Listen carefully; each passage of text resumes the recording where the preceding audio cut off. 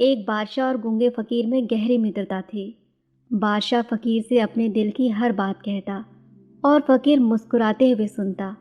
बादशाह को उसका साथ इतना भाने लगा कि उसने उसके रहने की व्यवस्था अपने महल में करवा दी। फकीर बादशाह के साथ महल में रहने लगा। समय गुजरता गया और बादशाह का उसके प्रति प्रेम बढ़ता गया। एक दिन बादशाह अपने काफिले के साथ राज्य भ्रमण पर निकला। फकीर भी उसके साथ था।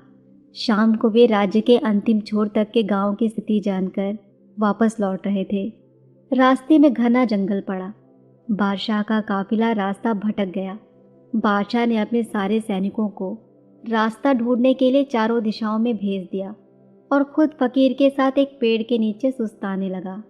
उसी पेड़ पर एक फल लगा हुआ था। बादशाह और फकीर दोनों भूखे थे। बादशाह ने पेड़ पर चढ़कर फल तोड़ लिया और उसके 6 टुकड़े कर दिए, 3 अपने लिए, 3 फकीर के लिए। अपनी आदत के अनुसार उसने पहला टुकड़ा फकीर को दिया। फकीर फल खाकर मुस्कुराया और अपना हाथ आगे बढ़ा दिया। बादशाह ने दूसरा टुकड़ा भी फकीर को दिया। फकीर फल खाकर मुस्कुराया और फिर से अपना हाथ आगे कर दिया।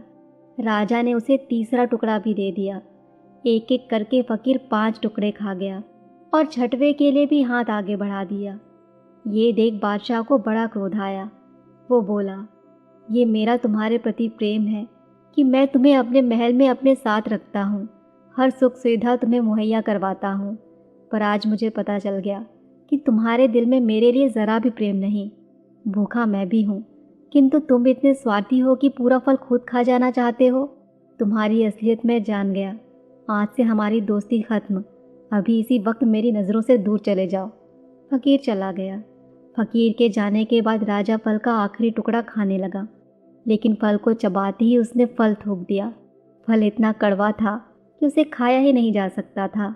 बादशाह को समझ में आ गया कि फकीर क्यों सारे टुकड़े मांगकर खा जाना चाहता था, और ये भी कि उसका प्रेम कितना गहरा था। बादशाह की दी हर चीज़ वो खुशी खुशी स्वीकार करता था और सदा मुस्कुराते रहता था। इसलिए जब बादशाह ने उसे फल दिया तो वह भी स्वीकार किया और कड़वा होने के बावजूद मुस्कुराते हुए खा गया।